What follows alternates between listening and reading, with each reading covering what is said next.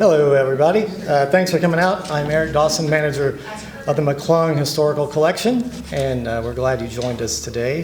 Before we start, I want to tell you about a few events coming up. Tomorrow night here in the auditorium at 6 p.m., Tori Olson will be here talking about his work with the video game Red Dead Redemption. I don't know if you've heard about it, but it seems to be getting a lot of attention. He was on WUOT yesterday talking about it. It's been written up in national press, and it's a really interesting look at how video games interact with historical accuracy and not. And of course, this weekend, our big event is the History Hootenanny. All day Saturday, starting around 10 a.m. There's going to be events going on here all day. We're going to have live music, children's activities, walking tours, book sale, and of course, we get to take over the Tennessee Theater for a day. So we're going to be showing films all day over there, documentaries with related locally historic content, and capping off the day at 5 p.m. with Wyatt Ellis and his bluegrass band. And the theme this year is country music, and that's because the exhibit of Carl and Pearl Butler, if you haven't seen it, you have about, 5 days now to see it. It's coming down this weekend. And so he sort of built it around that. And Wyatt Ellis, 14-year-old mandolin prodigy, I'm sure you've heard of him.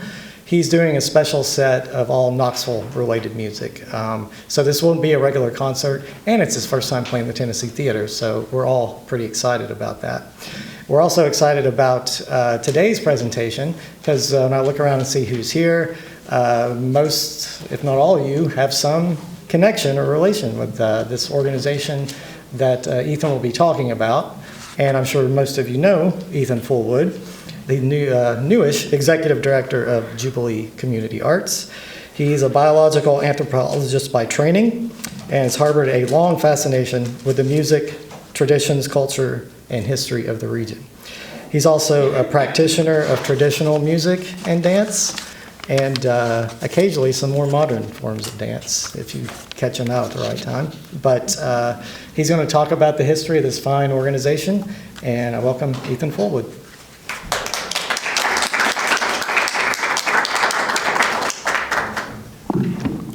Hello. So I guess preparatory remarks. One is, so this is very much a work in progress for me, learning more about Jubilee Community Arts, because I took over in December, and I have the sensation I'm talking to a lot of people who know more about this than I do, but we'll see how it goes. And the other thing I guess what I tried to focus on in this talk is the way JCA connected to kind of broader events in Knoxville and in the region and the country, and less about kind of the institutional history, you know, this director, this director, this director. I just feel like maybe that's more interesting to people than the sort of inside baseball stuff. Okay. So Jubilee Community Arts emerges out of the milieu of the 1970s, and in particular a response to sort of the three big crises that were dominating a lot of public attention, a lot of political energy and activist energy in that decade. One is the sort of the crisis of the inner cities, right? You were having depopulation of the inner cities due to white flight, the beginnings of deindustrialization, increase in drug use and crime, and sort of the livability of the inner city was a major crisis. And so urban renewal was a response to this, but it also created problems, right? It was destroying incumbent neighborhoods and stuff. You have student unrest. So this is the beginning of the Vietnam War era, beginning in the middle of the Vietnam War era. You're also having unrest around issues of racial injustice and so forth. And there's a real sense that, the students had gotten out of control, right, among some groups. So universities were trying universities and people of kind of goodwill or whatever were trying to figure out how to manage student demands while maintaining the function of universities, and there's a variety of responses to that, from listening to the students to smashing the students.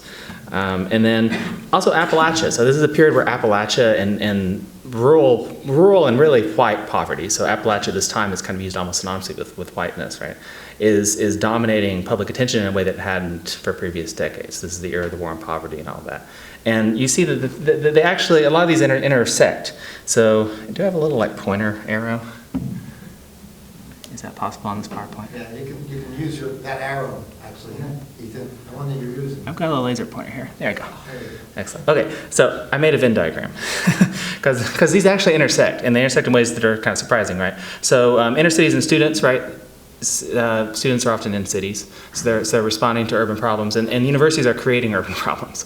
So this is something you definitely see in Fort Sanders, right? This residential neighborhood is becoming a student neighborhood because of the growth of UT and because of UT's actions itself, and kind of just destroying large parts of that neighborhood and the other residential neighborhoods that are now UT campus that used to be residential neighborhoods. You have intersections between student interest in Appalachia and rural poverty.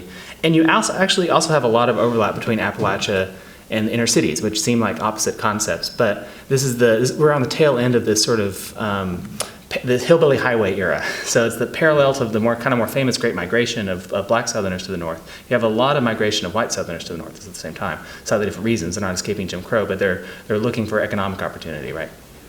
And this creates these neighborhoods in northern cities, places like uptown Chicago, over the Rhine in Cincinnati, that are densely populated, relatively low income, and thought of at least as being sort of hillbilly ghettos, as being dominated by white Southerners, whether or not they exactly were or not. There's a perception that there's this large kind of undigestible population of white Southerners that are often called Appalachians, even if they're not maybe from Appalachia precisely. And that creates a lot of interest in addressing the needs of this population amongst northern city governments and social reformers in these places. So there's this sort of move to try to understand Appalachian culture in order to serve these displaced Appalachian populations in northern cities. So all these things are intersecting, and right in the middle of the intersection is an organization called the Epworth Ministry.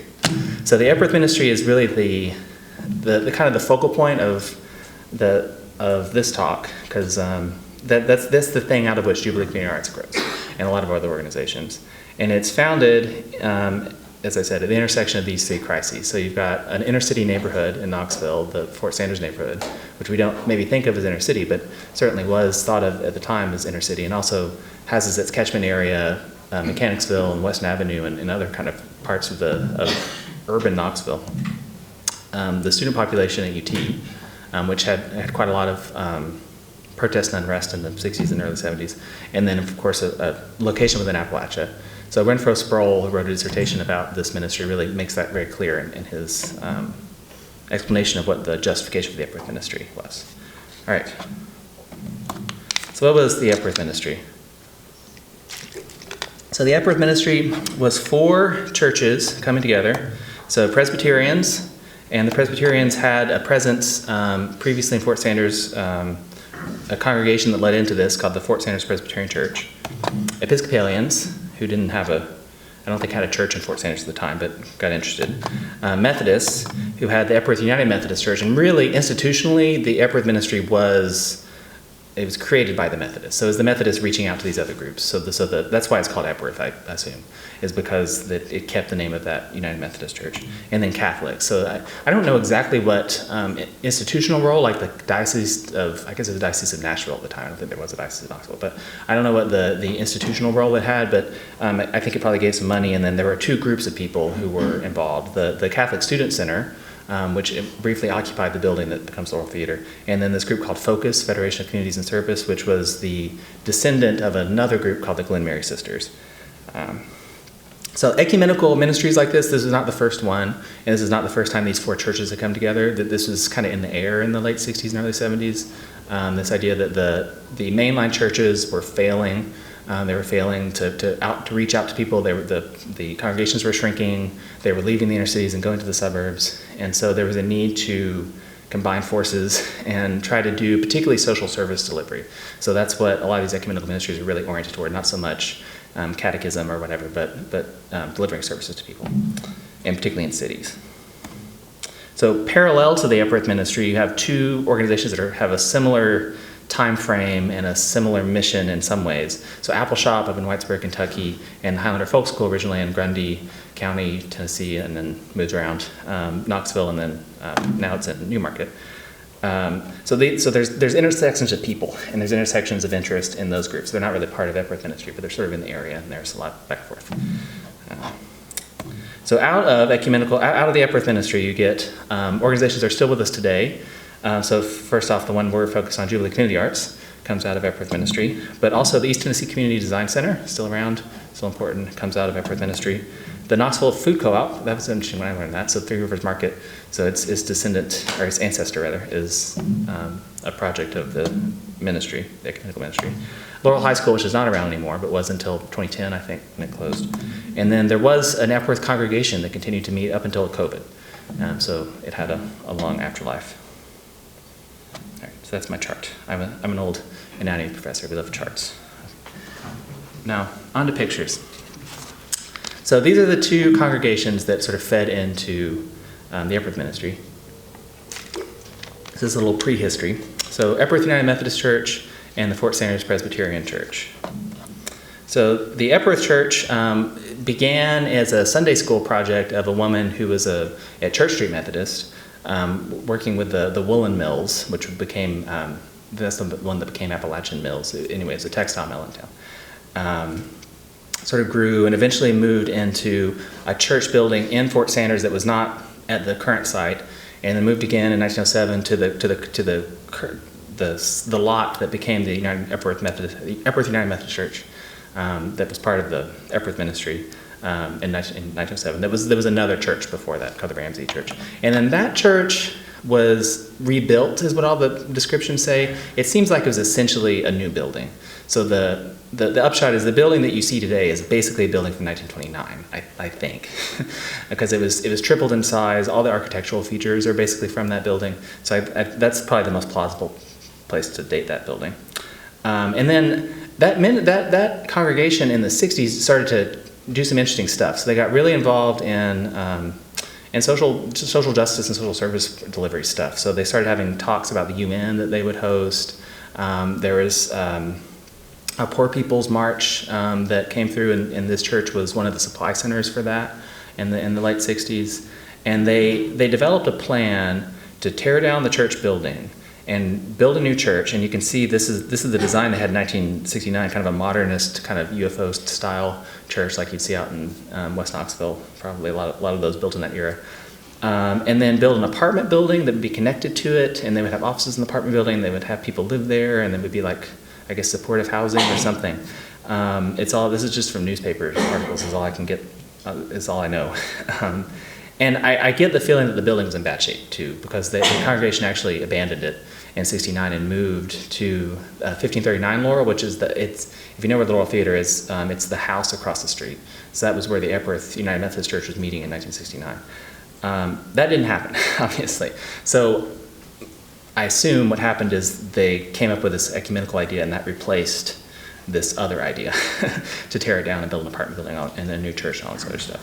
But anyway, there's a clear trend within that Epworth United Methodist Church towards a more social service-oriented mission and away from sort of just being a traditional residential church, which makes sense, because this is the changes that are happening in that neighborhood in the 60s. You're moving from a residential neighborhood to a student-oriented neighborhood.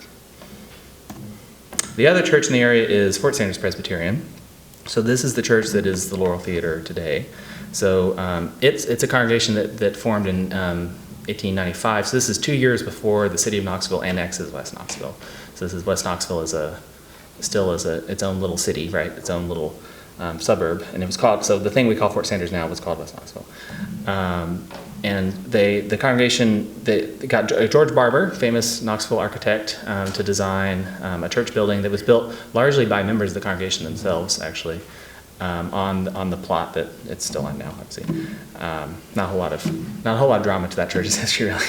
And then the congregation dissolves in 1965, and there's a little bit of drama here. So, what the conventional story is that it was just a shrinking congregation, just like the same thing, just like the Epworth Church, that the neighborhood was changing, all that sort of stuff. Apparently, Bill Daniel, there's a student paper that I found in the archives up there, where Bill Daniels tells the kid who wrote the paper that they had been involved in civil rights stuff, civil rights activity, and the presbytery was mad about that, and that's why they closed the church. So who knows? Maybe different stories.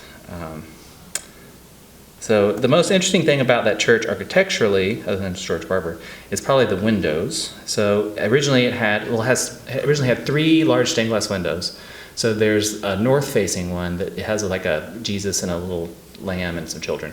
And that was dedicated to the children of the congregation. There's an east elevation window, which is still there, that is dedicated to a man named John Coyle. Probably no one has ever heard of John Coyle because he was a farmer in Greene County who really only left some census records. But I looked him up one time. I tried to figure out who John Coyle is. So John Coyle was, again, he was just a farmer in Greene County. I'm sure, good guy, I don't know. But he had several children, and one of them was this man named Samuel Coyle.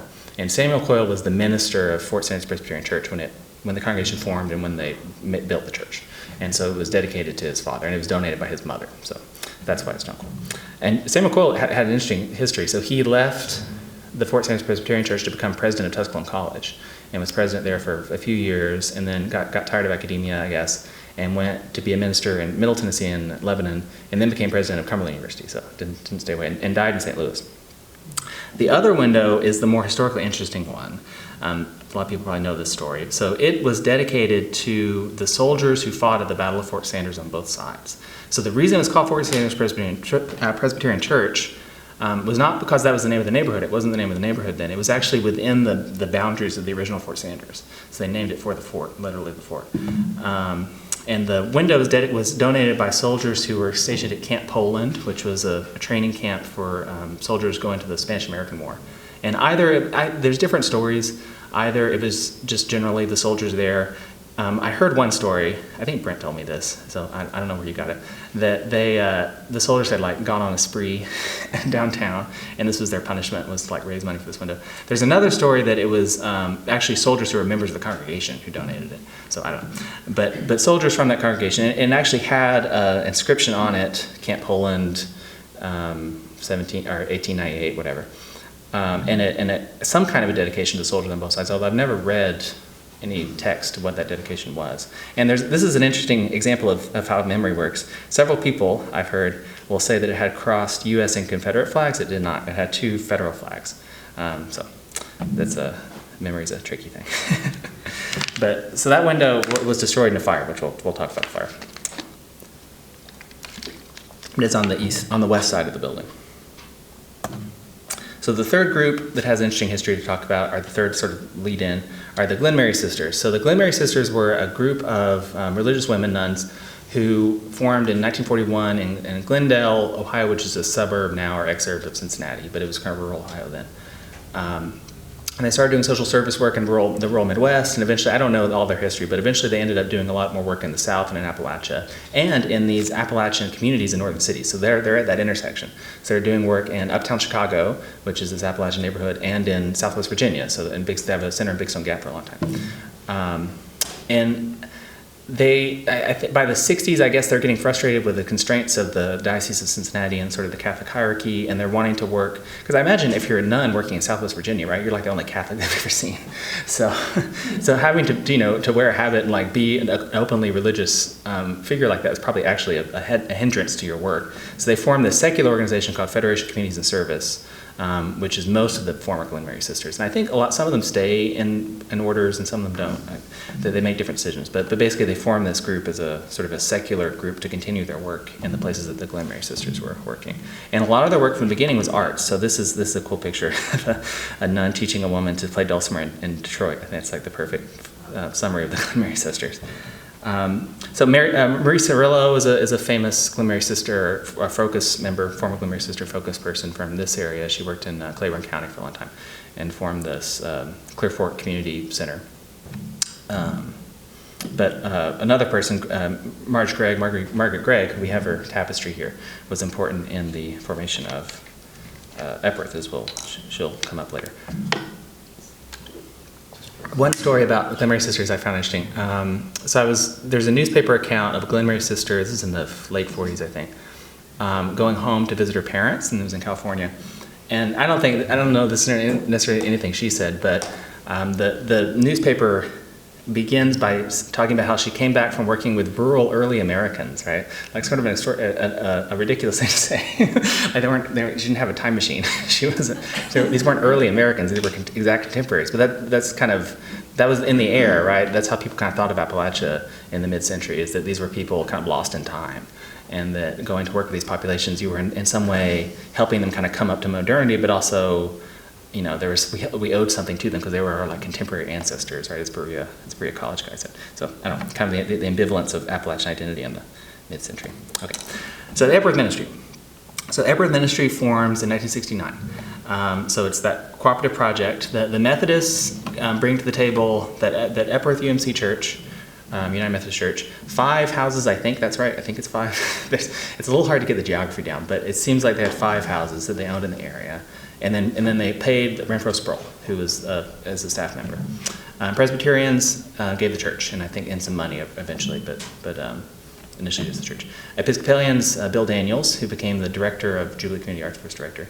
And then the Catholics, I guess, money, and then the Student Center with the John the 23rd, I think is his name. John the 23rd Student Center was sort of involved, and then the Focus people. And this is where we're talking about, and again, the geography is a little bit fuzzy from sources. So this is as best as I can tell. If anyone has, I welcome audience participation because, as I said, a lot of you probably know more than I do about this. So if anyone can correct my map. But what we're looking at here, so we're looking south. So this is the Epworth United Methodist Church. It's now it's called Christ Chapel. So that was, and it was called in the era of the Epworth Ministry the Jubilee Center. So this is really the bigger of the two venues, and it was the place where the bigger concerts happened, where the Jubilee Center, or the Jubilee festivals happened. And you can see it on, well, that's not a poster. When you see a poster, you can see it on the posters. The front of this is prominently displayed. This is what's now the Laurel Theater, so that was the Fort Sanders Presbyterian Church. And then the interim was also part of the project. So this house I know, and I think there was probably a house here that was destroyed, at least one. So these were also part of it. There was a house here, which in what's now this apartment complex, but there was an address here, 1522 Laurel, where the Methodists had a house that they used as a coffee shop. So that was part of it. And then I assume the intervening house too. I don't really know though. And I think these buildings too, but I don't know. This is the Laurel High School building, I believe. Next to it. So this was it was the smaller one. It was a smaller one. Okay. So yeah, I don't know about this one. Maybe I included them in error. And the house on our left, the second house over from the old Jubilee Center, was Bill Daniels' house. Okay. So this one. No, next one over, I think. Okay. I don't know about the intermediate. And there's a description of a white. Rich Kirby wrote a Metropulse letter to the editor where he talked about a White House that was across the street from the Jubilee Center. So maybe that was over here. I don't know. But also people's memories sometimes are not exact, so who knows. I think it was behind, if I remember. In between. My memory's gone. Anybody remember where the White House was? Heard of it, but it was gone by the time I moved here. Yeah, and so there's definitely one example of fuzzy geography. So Christ Chapel, who owns it now? So that's what happens. We're skipping ahead, but that's what happens to this building. It's sold to this other church called Christ Chapel. They're a charismatic interdenominational church. In 1981, I think, is when the sale is completed. But they talk about the history of the building, and they say that in the 60s it was a coffee house. That it had been like used as like a hippie coffee house. I don't think that's true. I don't think it was ever used. I think it was a church right up until the end. But I think what they're talking about is the 1522 house was the coffee house. So this geography gets a little bit muddled. Okay. Also, there's a murder story. I don't know. Maybe someone. We'll get to it later. But I have a suspicion that maybe the murder was here and not here. But anyway. Okay. Okay, so what was the Epworth Ministry doing? So this is really surprising to me when I read about this, because I think Jubilee Community Arts is an arts organization, right? But a lot of what they were doing was social service stuff. So they had a halfway house. So in that 1533, in that house there, that was a halfway house for about a year. And they host a lot of drug treatment programs. There's a methadone clinic that was started, I guess, around the same time, and actually it did last longer than Epworth Ministry itself did. So that was another of the outgrowths, although I don't know how long it lasts. There's methadone clinics in Knoxville now, but I don't know if they have anything to do with this. Another big initiative was school programs, so our educational programs for children. So they had summer programs, they had a preschool, they had after-school programs, and eventually that school project coalesces into the thing they call the the Laurel School, and then which is originally preschool and elementary, but it becomes Laurel High School. So Laurel High School's genesis is from the educational programs that were in the part of the Epworth ministry. And these are really interesting to read about. So this is a cool write-up in the New Sentinel that's very, very positive. So it got a little positive press in the early years. They talk about how it's experimental, it's very like unstructured. Students are just allowed to sort of choose what they want to do and follow their passions. And there's a lot of arts stuff and crafts, and there's like blacksmithing, all kinds of stuff that's being done, which I understand was Laurel High School was that was their model too up until the end. It was very sort of unstructured and sort of a place for students who didn't fit into the rigors not rigors, but the constraints of traditional schooling. That mentions Paul McLeod there. Yeah. Yeah. And for the I wonder if that's Meg's father. Meg was early.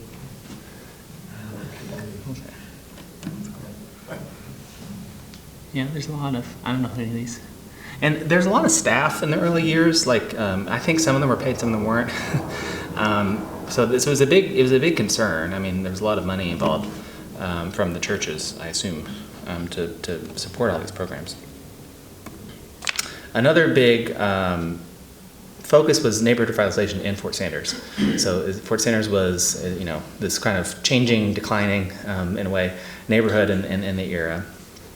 And the Brent Sproul and Bill Daniels both talk in articles about sort of wanting to bring a community sense back to Fort Sanders through the Jubilee festivals, which we'll mention later, and also these really kind of ambitious development projects. So there was this plan, and it's described in 1970 in the Sentinel, to create a park and then connect all the different houses that Epworth owned and then the churches and make this kind of like compound, really, that would be a center for community activity. Obviously, this doesn't happen, but that was an early plan. And out of that stuff is what East Tennessee Community Design Center comes. So Bruce McCarty was an architect in town. He was the president of the AIA, local AIA, and so he brought the American Institute of Architects.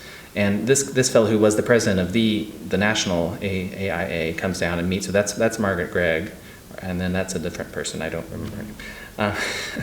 But they come down and they form this East Tennessee Community Design Center, whose role, and that's a different history, but his role is to sort of provide consultation and assistance to nonprofits now, but at the time it was just community, and maybe still too now, just community members who want to do things to improve initially Fort Sanders, but also areas around Knoxville. And sort of meet community challenges from within, because this is the era of urban renewal, right? And there's a lot of fear. This is part of the resistance to JCA or to Epworth that it encounters early on. And so there's a fear that this is the spear point of urban renewal for Fort Sanders. That federal money is going to come in, they're going to build those houses, they're going to change the character of the neighborhood through in this sort of top-down federal way. Kind of like neighbors saw what had happened in like the 30s through the 60s. Right. East Knoxville, Right. and Fort Sanders was like, they're coming for us next. Right. Okay. Yeah, explicitly. UT was coming, UT was because UT coming. took over all that property to Okay. the Yeah. south of Cumberland. Yeah, and even that's specifically mentioned. I think Bill Daniels in an article says, we don't want to do it like the area around the Coliseum that looks like it was bombed, and there's this group, the Fort Sanders Defenders. So this I keep in, and this is a poorly structured talk. Keep going forward. Sorry. And there's a group called the Fort Sanders Defenders that was kind of part of the controversy around Epworth, and they were organized specifically as an anti-urban renewal group, and in the end, through initiatives like this, Epworth kind of turns the tables, like they're on the same side. So they partner with the Fort Sanders Defenders in the end, which is a nice story. So the other big area of the Venn diagram, right, is this campus unrest. And there's a lot of activity with UT and with UT students, and particularly with these kind of activist and marginal UT groups. So there's a gay liberation front, which is actually kind of interesting to read about, and then I think about in the 1970s, a gay liberation front at UT that tried to get official recognition by the university and was denied official recognition on legal grounds. And then I think the plan was they were going to become part of the Student Government Association. I don't know how that story ended, but through all that process, they were meeting at, I think it was in the Laurel Theater building. So they were meeting as part in the Jubilee, and you can see the little Gay Liberation Front poster. This is in the pick up a 1972 UT yearbook, The Volunteer. A lot of them are interesting in that era. The 72 one was great. It's like beautiful photography. There's really interesting stuff in there. So I recommend that year. And then there's this other fella who is really important, not really explicitly in Epworth, but in the campus activism in the era, called Peter Kami. So Peter Kami was a Brazilian immigrant, and he was involved in a long sequence of just campaigns and sort of activist activities at UT's campus that ended up getting him, I don't know if he was expelled, he just didn't re-enroll, but he got banned from campus, basically. He was legally banned from going to campus.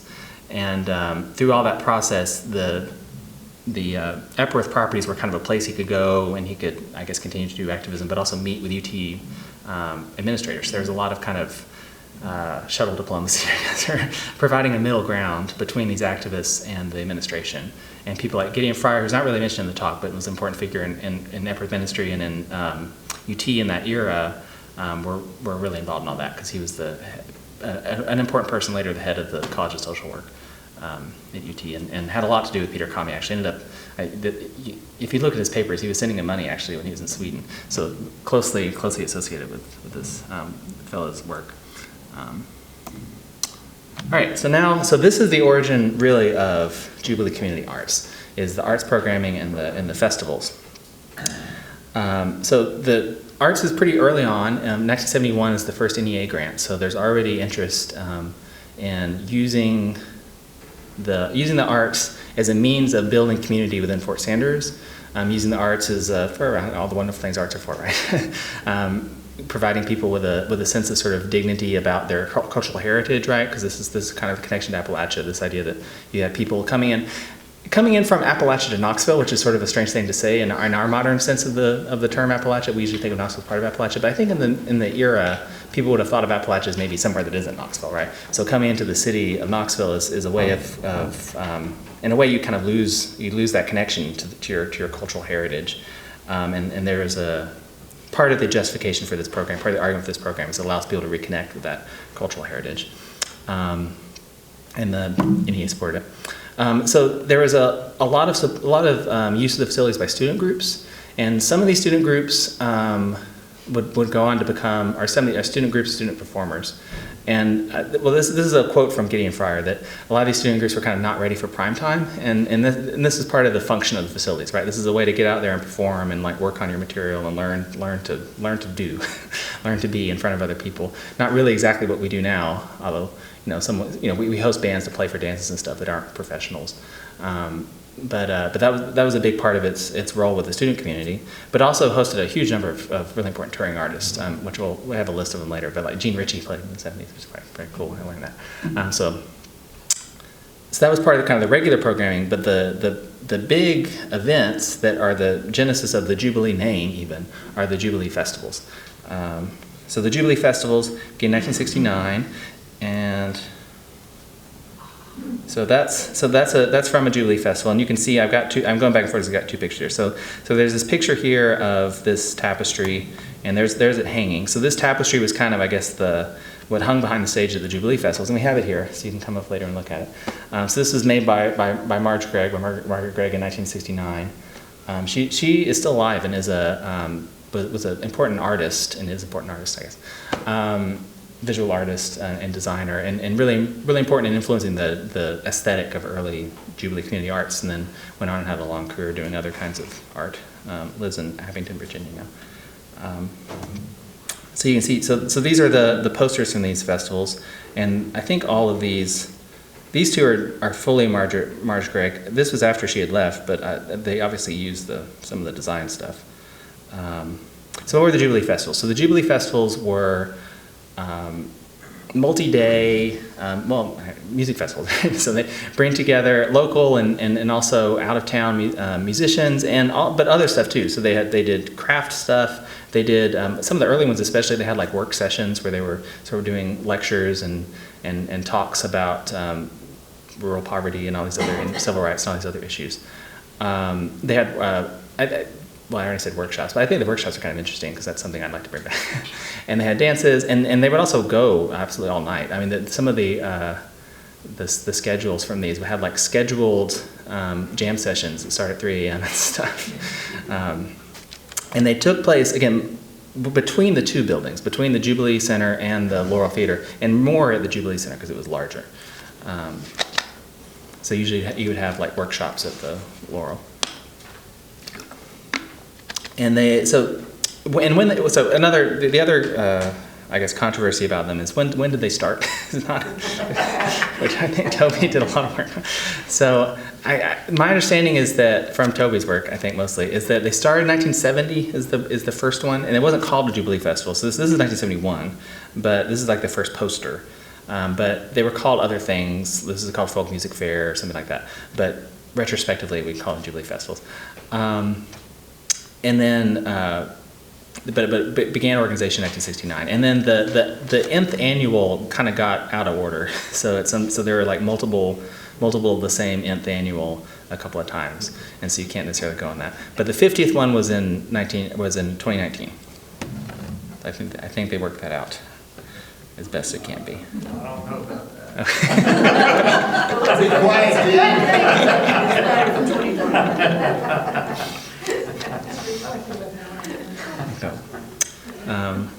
yeah, what else to say? Nothing else about Jubilee festivals, I guess. But so again, so that's the origin of a lot of the arts programming at these Jubilee festivals. The other, I guess, personality that had a big role in shaping the early arts programming is this guy John McCutcheon. So John McCutcheon became and is still a quite famous folk musician in the kind of the folk revival, but got his more or less his start in music, as far as I could tell, coming down to the Laurel, No. Okay. Well, yeah, okay. But he learned a lot, is my point, right? Like he learned a lot of string band stuff. And while he was here, though, started the old harp singing. So old harp singing is something I want to talk about, because old harp. So it's shape note singing. Shape note singing is this tradition that goes back into the 17th century. Is this right? 17th or 18th century? Anyone know? Old harp. It goes back into at least the 18th, and it's kind of early America.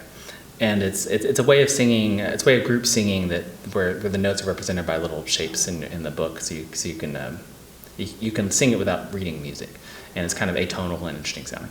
Anyway, there were shape note singing groups still active just in rural Tennessee at the time. So they went out and heard this group in Wares Valley, the Wares Valley Baptist Church, and John decided to teach the people in the Epworth congregation to shape note sing. So this is the origin of the Epworth Old Harp Singers, who sing from this group called the Sacred Harp of Columbia. Or the Old Harp of Columbia. Old Harp. The New Harp of Columbia. Okay, not Old Harp. The New Harp of Columbia that was published in Knoxville and is used in local churches and local groups. All right, and so this is a Jubilee festival. This fellow was a regular, as far as I can tell, the early Jubilee festivals. Nimrod Workman, and then that's John McCutcheon. Nimrod Workman was interesting. He was a coal miner I think he was from Martin County, Kentucky originally, but worked in West Virginia and has June Apple, Apple Shop, all the connections. Put out a lot of his records of him singing ballads and things. 87 Jubilee Festival. 87 Jubilee was in honor of Nimrod and Oliver. Cool. We have the recordings of that. Very cool. Never been able to tell them that. So that's something I guess I should mention. Yeah, so since 1980, continuously we've recorded concerts. So we have an enormous archive of amazing music that's been presented in the Jubilee Festival, but also in the regular concerts that is not so accessible right now because it's on magnetic tape and stuff. But eventually we'll figure out something to do with it. I think they were going to send it to TTSU for them to keep and digitize. Okay, controversy. There's always controversy. So that halfway house I mentioned did not last long. It was I think it lasted about a year. One of the counselors was arrested for drug dealing, which is not ideal. I get the feeling, and again, people in the room were there maybe, but I get the feeling that some of these initiatives were a little bit, they didn't mesh well with unstructured, right? Like drug treatment maybe needs a little more structure. And also maybe didn't have the resources that they needed to pull it off fully successfully.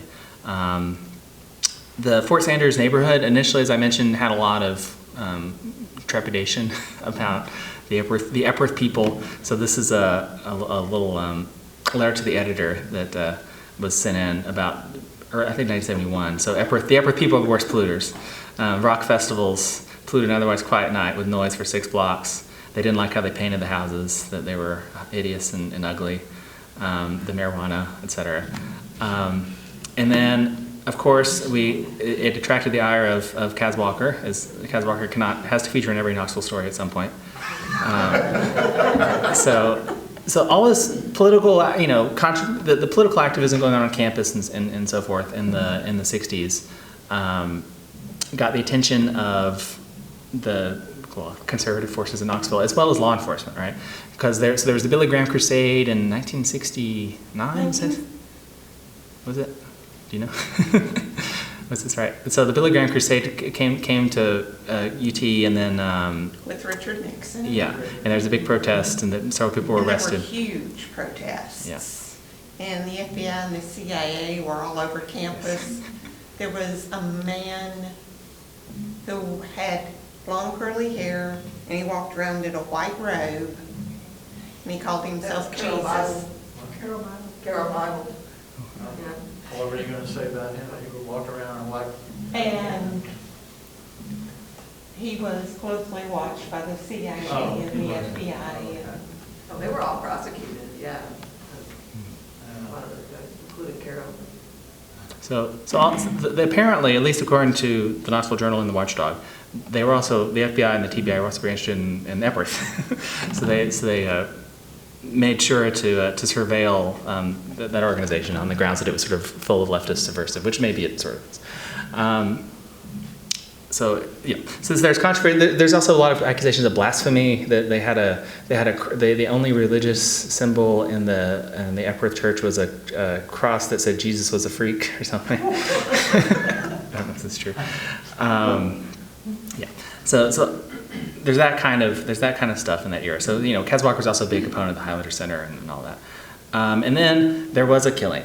So there's a man named Sanford Hance who was, so this is what I'm not, and maybe someone here can confirm this forever, but every police report says that it happened in the Epworth Church at the corner of 16th and Laurel. So the Epworth United Methodist Church was not at the corner of 16th and Laurel, right? That was the Jubilee Center at the Highland. So is Epworth Church referring to what we call the Laurel Theater now? Or is it referring to the building that the Epworth congregation had been meeting in, which was 1533, which is across the street? I don't know. Renfro Sproul says that it happened at the Laurel. Okay, so the Epworth Church meant, all right, so I guess that satisfies me. There's a ghost in your office. That's why there's a ghost. But what happened, so there's a man named William Collins who is employed as a handyman. He's mostly homeless, I guess, and he was living in the church, and he had this fellow Sanford Hance was over, and they were hanging out, whatever, and conflict ensued, and William Collins stabbed Sanford Hance 5 times in the chest with a knife, and he died, as one does. And so he was arrested, and I went to the court records. He was found not guilty, so it was not, according to the state of Tennessee, a murder. It was self-defense, I guess. But Sanford Hance was killed in the building, and maybe there's a ghost now of him. So all of this is not great press. So I guess maybe as a result of some of this, I don't really know why, but the Methodists pulled out in 1969. And of course, they are 1976, sorry, that's what I meant to say, 1976. And they were, of course, the main institutional kind of pillar of this whole thing. So I assume that means Renfro Sproul is gone then. I don't really know when because he paid by the Methodists. John McCutcheon and Margaret Gregg, who had been kind of the instigators of a lot of the artistic activity, had left by 76. I think they both left by 74.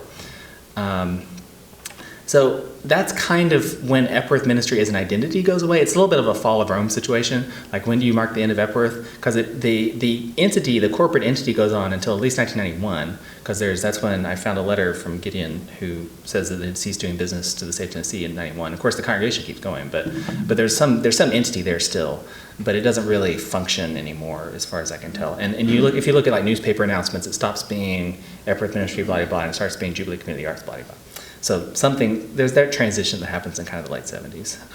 The Epworth building, which was the Jubilee Center, it's leased to Christ Chapel in 79. There's still Jubilee festivals in there. So I assume that the Christ Chapel people are using it during the week or something. We're still dancing in there through 81. Yeah. But it's sold so it's sold completely in 81, as far as I can tell.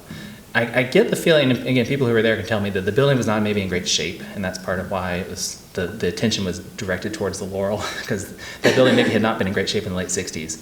And had, Laurel wasn't in great shape. Right. But more salvageable, I guess. And of course, the Christ Chapel people they repaired it, but I talked to the guy who is the head, I don't know if they call him a minister, but whatever, the head guy there, and he said that they had to do a lot of work when they got it.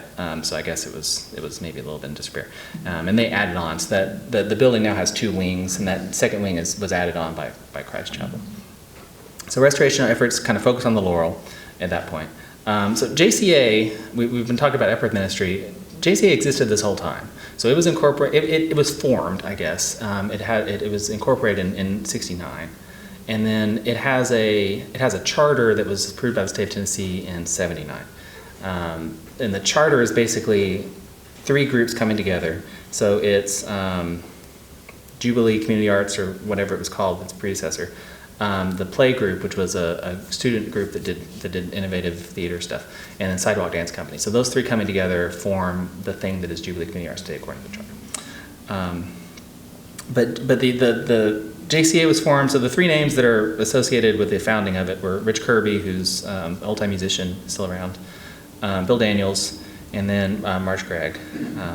And then, as I said, kind of in the late 70s, it takes over branding. Live at the Laurel begins also in the late 70s, which is a radio program. We started in 1981. Okay, I was there. Thank you. Pete Jorgensen was the first host, along with me on occasion, and it grew out of talking with Paul Campbell in the parking lot of the Jubilee Festival when WUOT canceled Folk Festival USA, which was a show. And so we decided to do live at Laurel. Very good. It's live and Laurel? Live at It's Laurel. live That at should be Laurel. live at. That's weird. Yeah, I thought so. And then I had this poster, one because I wanted to include, because I think it's my favorite poster. I love the weird repetition. It's fun. But also this is 82, I think. Is anyone going to correct me? I think this is 82. So this is the last one before the next event, the fire. And you can see it's all in the Laurel. So at this point, the Jubilee Center has been abandoned to the Christ Chapel people. So then we come to 82, Knoxville's Annus Mirabilis World's Fair. And the relevant thing at the World's Fair for Jubilee was this Folklife Festival. And so first, I would speak up for the Folklife Festival. Because back, I guess it was, how many years ago was this? 2 years ago when we did the 40th, there was a lot of retrospectives. And I feel like the Folklife Festival is always like a little bit of, and they did some stuff on the side, no one really cared. But the Folklife Festival was a big deal. I mean, this was the longest continuous Folklife Festival ever attempted. It brought in basically every traditional musician that I can tell who was active in kind of the Upper South in the late 70s, early 80s. So like everyone from, Etta Baker played there, and Tommy Jarrell and Albert Hash and all these really important people in all kinds of different genres. It created careers like the Five Blind Boys of Alabama really were discovered there. So big deal. And very important in folklife as a profession too. And well curated. And Hamper McBee was a hit with that's his moonshine still there. So he was a moonshiner and a storyteller who they brought in. He was allowed to make 2 gallons of moonshine a day that had to be collected at the end of the day by revenuers, by the whatever.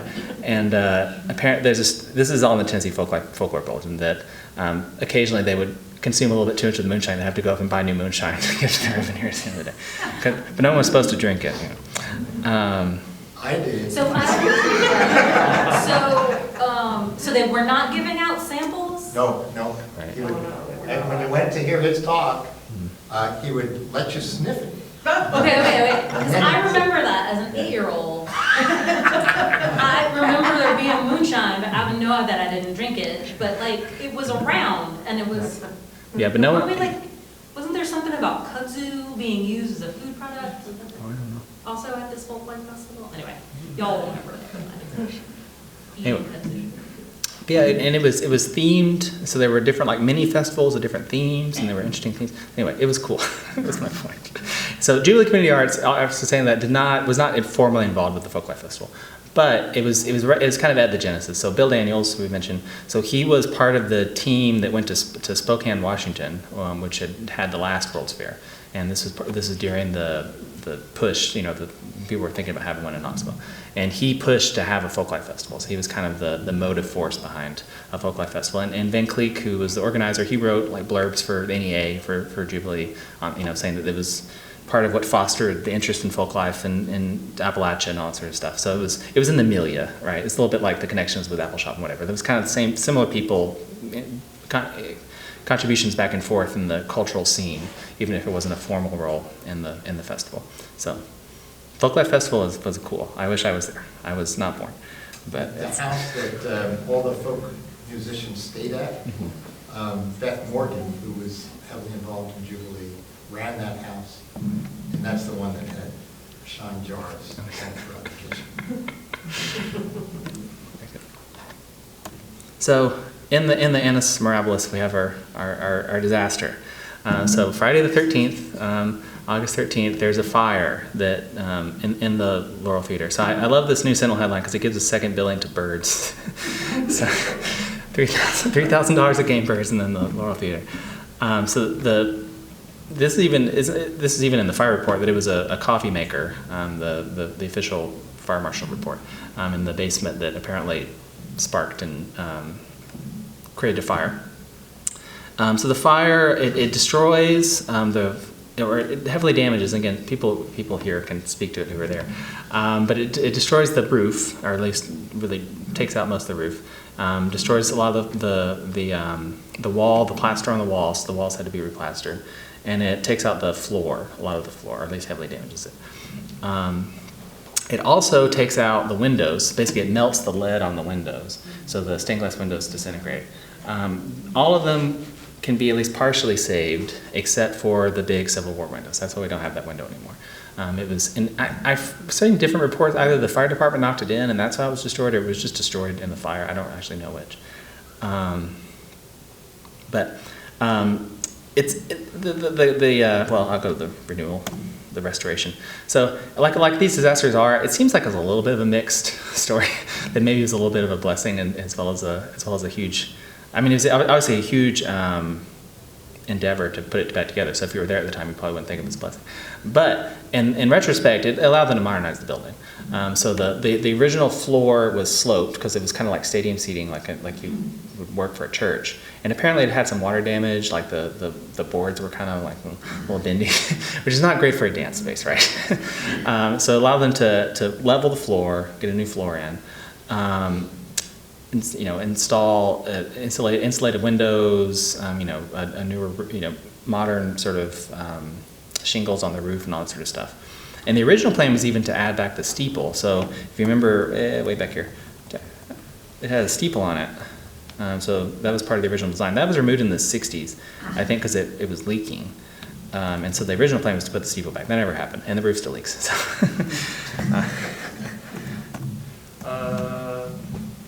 I hope I'm right on this. I remember Tim Warman relating the story of the fire, and he said a fireman threw a brick through. Yeah, that's where I heard that Yeah. from Tim too. So. Yeah, so that's, you can find Tim Warman and ask him about that yourself. Yes. I rescued a cat that had been burned in the fire. What? There was, A cat and it had been burned, and we rescued it. You rescued it? You were there? Okay.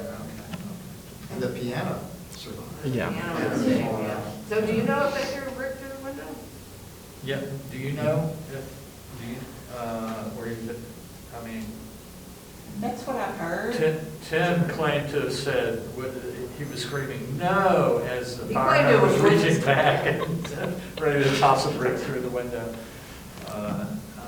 To aid firefighting efforts, apparently open up the window so the water stream can make it through. 'Cause that is on the more accessible side there on 16th, yeah. So that picture has Janie Wilson at the bottom, Don Horton, Right here. Oh, yeah, that's Don, get it. Get in Fryer. Is that him? Who's in the back There's left? that one.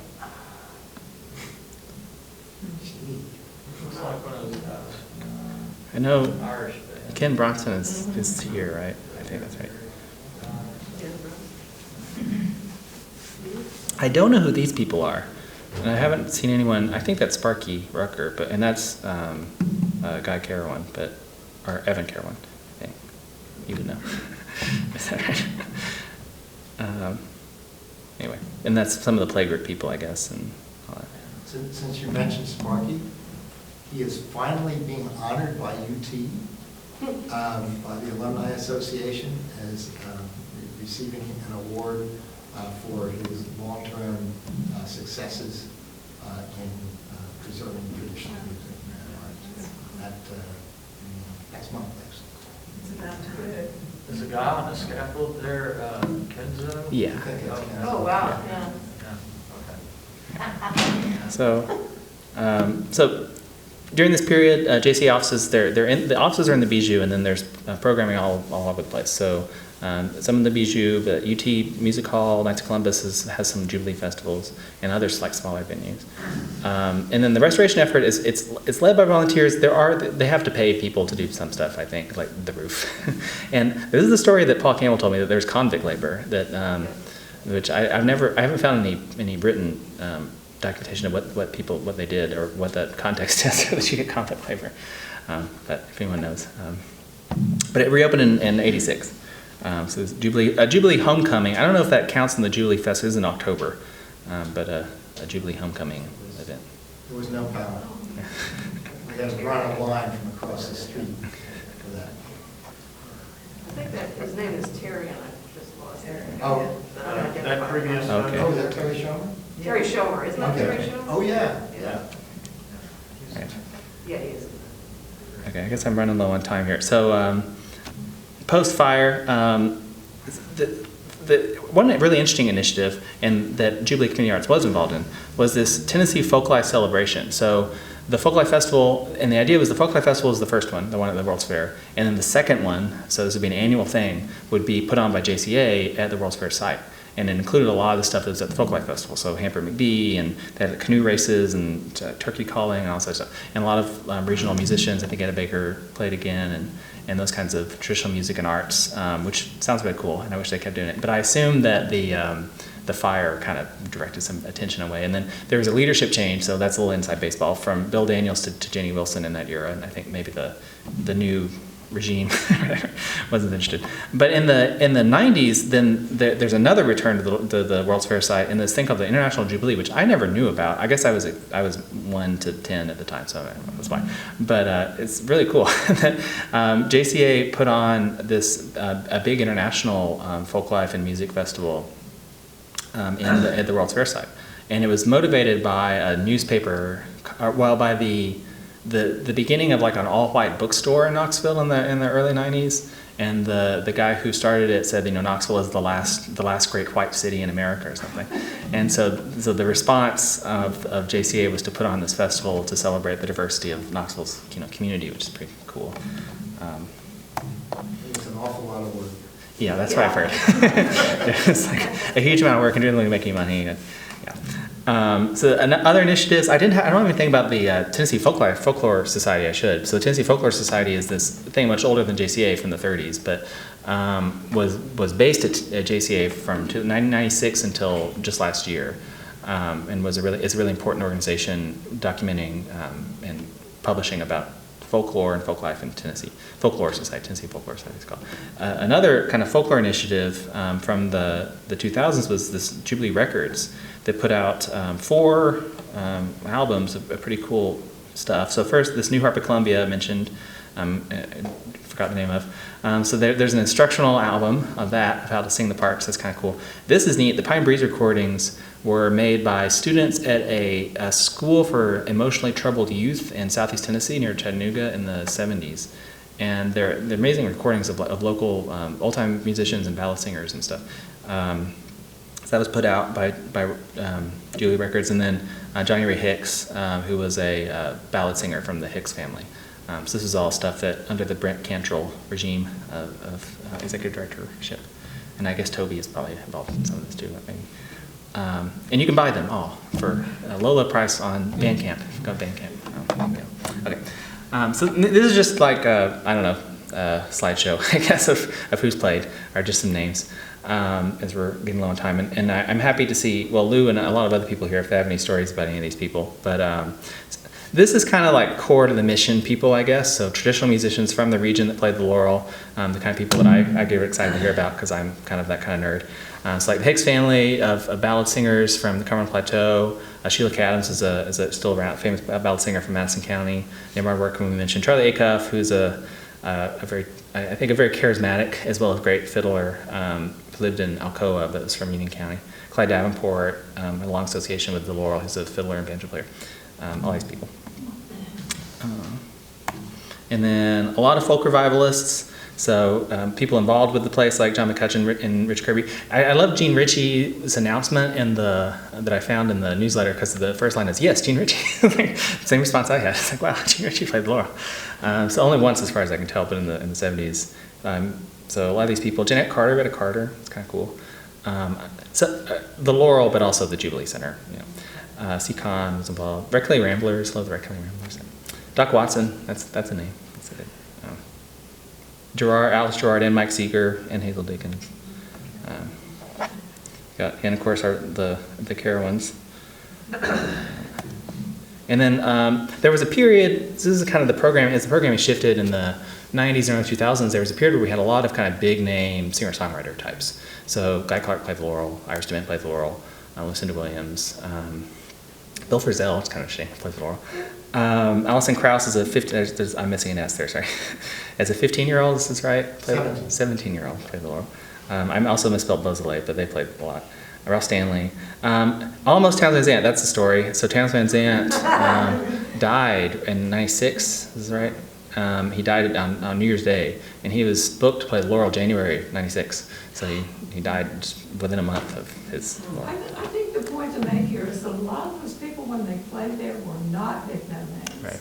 I remember having dinner with Gillian Welsh and David Rawlings, where nobody knew who they were. Yeah. And Melody had got them to come over to Jubilee, and Iris DeMent and Guy Clark. I mean, they may have been known in Texas or wherever, but they weren't who they are today. So, I mean, it was really a venue to, I think, it's really important. Yeah. So some of these, so Iris's show was actually an Ashley show. Right. So, but most of them were not. Yeah. So actually, we did a collaboration with Ashley Cass. Yeah. So that's those folks. And then there's a lot of locals who play the Laurel a lot. And some of these are also big names outside of town, but put them on the local list. So Arvin Morris, Harmony Mamas, and a lot of these people are still involved. And Don Castle, and I also had some et als because they just seem to play with a whole bunch of groups in a lot of different combinations. Nancy Strange, Brandon Strange. And then Steve Kaufman, who's over in, is that spelled wrong too? I really should have checked my names. Who's over in Maryville and does the Kaufman Camp, play the Laurel a lot. Tizzy Schmaltz, I love that name. I guess they're not around anymore, but there's a Klesmer band. They're around as people. As a band. Anyway, and Steve, regularly played with Red Rector, who. Right, I should have mentioned Red Rector, yeah. Was a real wonderful performer at the Laurel. Yeah, and Red Rector he's in the Country Music Hall of Fame as a mandolin player and stuff.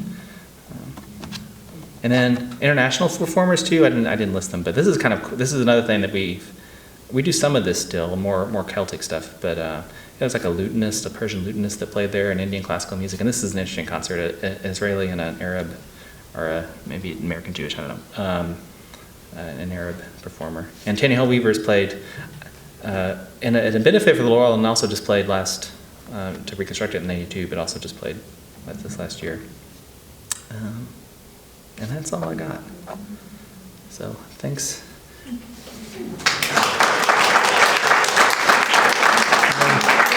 If anyone wants to see the tapestry, feel free. I'll mention some stuff about the tapestry. I just think it's interesting, and you can look at it. I love the Amen, a woman. I think that's very of the era. And there's religious elements because it was a ministry, right? So you've got your little cross and stuff. And I like the little parrots at the bottom.